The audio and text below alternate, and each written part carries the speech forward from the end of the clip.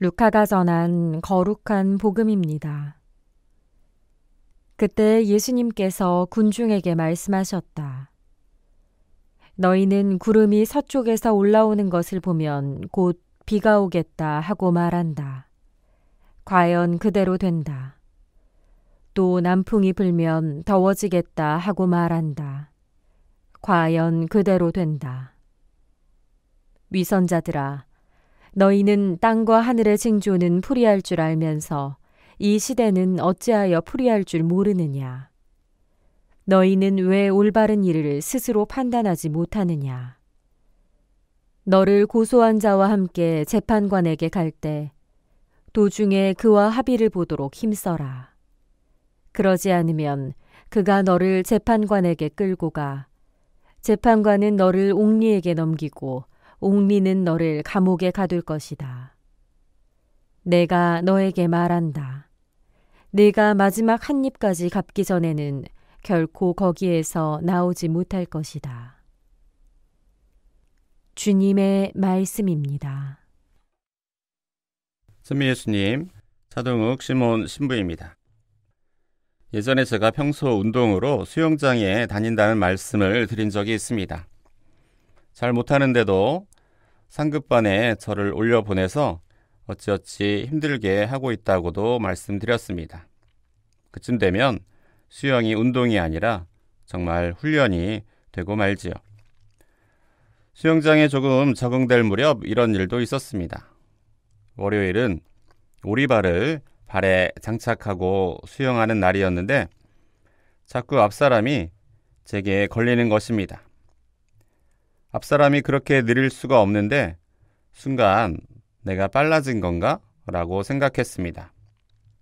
수영장을 2바퀴를 다 돌아도 3바퀴가 되어도 앞사람들이 저보다 빨라질 기미가 안 보였습니다. 저는 드디어 생각했지요. 아, 내 속도가 스스로 감당이 안 되는구나. 이제 내가 이 수영 선배들을 따라잡을 때가 되었구나. 그렇게 자신 있게 3바퀴를 돌았는데 옆에서 지도하던 코치가 충격적인 말을 했습니다. 자, 지금부터는 주먹 펴고 손바닥을 사용하세요. 이게 무슨 말일까요? 그렇습니다. 다른 사람들은 손바닥이 아니라 주먹을 쥐고 팔로만 휘젓는 수영을 했던 것입니다. 손바닥이 아니라 팔로 물을 밀어내는 연습을 한 것이지요. 저만 그 소리를 못 들었고 정말 다른 사람들이 다시 손바닥을 펴고 수영하기 시작하니까 저에게는 앞사람을 따라가기 바쁜 처절한 수영장으로 다시 돌아왔습니다. 그래도 수영은 아팠던 허리도 낫게 하는 저에게는 소중한 운동입니다. 나이가 들어갈수록 저도 무릎이나 허리의 아픔을 통해 날씨를 예측하는 예지력을 갖게 되겠지요.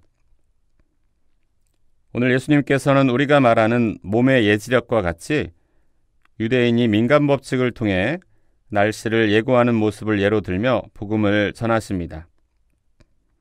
이스라엘 사람들도 그렇게 구름과 바람의 모습을 보고 비가 올 것을 예측했던 것입니다. 예수님이 이 예를 통하여 정말로 말씀하시는 것은 무엇일까요? 예수님 당신을 보고 하느님 나라가 가까이 왔다는 것을 알아보는 것입니다. 그래서 당신의 말씀을 듣고 하느님 나라에 걸맞는 옳은 일을 분별하라는 것입니다. 또 당신의 말씀과 행동을 보고 느낀 대로 옳은 일을 실천하는 것입니다.